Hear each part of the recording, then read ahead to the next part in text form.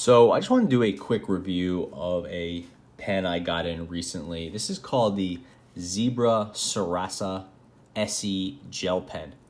Perhaps you're familiar with this Zebra Sarasa. This is about a $2 pen, obviously a gel pen, very similar to the Pilot G2 or the Pentel Energel, that sort of like standard everyday gel pen. I think the Zebra Sarasa is definitely an underrated one. I would never try to convince you that it's a better pen than the Pilot G2 just because that's such a standard pen, but it is actually a very solid competitor in that class, and I like it in the 1.0 millimeter. So I tend to keep some around just to change the pace. But recently, Zebra has released the new version, which is a very cleaned up, much more modern take on the Sarasa. It's called the SE, which sometimes means like second edition, sometimes it means special edition. It doesn't really say on their pages, so I'm going to guess it's a special edition. But they didn't say anything about being limited release or anything, so who knows. But anyway, this pen also sells for $1.80. I bought it in the 0.7 millimeter variety, which is the only variety I've seen it in, though it does seem to come in a bunch of different colors: orange and light blue and green and pink and red and violet and black, and obviously I have it in blue. Whereas the original Sarasa has a sort of a clunky design. You can just see the kind of shape of that clip. It's just like pretty clunky and sort of like kind of retro looking or something like that. The SE has really cleaned up the design. We can see it moves to a really cool looking grip. It's got some like Nerf action going on there. It's quite grippy. They streamlined the tip a little bit, I believe. New logo with that squared off SE, which is nice. The biggest difference is to the clip. You could see it's a wraparound clip in metal as opposed to this clunky plastic one, with little kind of like standouts here where it locked in place, which is very cool, or studs or something like that. Wrapped version, and then some cool textures there. Obviously it's metal. Really nicely done, like way better than it needed to be. It has that clear-ish body, or the smoke body, which we've been seeing a fair bit, like with the 307 from Uniball.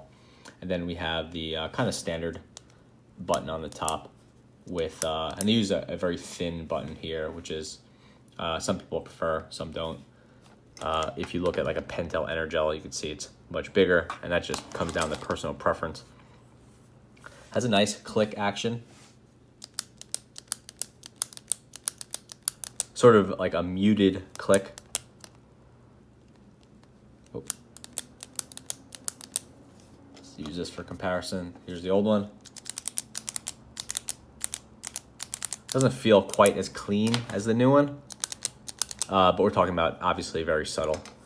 And here's like a different click just for comparison.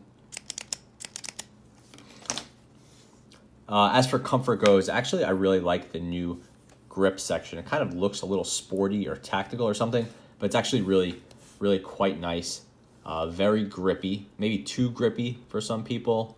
It's on the thin side, which I like too, and it doesn't have any real contours to it. It might look like there's a lot of texture, which there is, but you can see that it's uniform. Some of the other grips with I don't know, something like this, Pilot G2 knock or G knock, you could see it's thinner or thicker and thinner and thicker and thinner, and it's kind of wavy, and they try to guess how you like it, by aiming at how most people like it. This one, it kind of just follows the contour of the pen, which is really nice. So if you want something thinner, you could hold it a little bit more forward. If you want something thicker, you can hold it back a little bit more, which is pretty cool. And then there's not much tapering here where the grip ends, which I think makes it look aesthetically pleasing.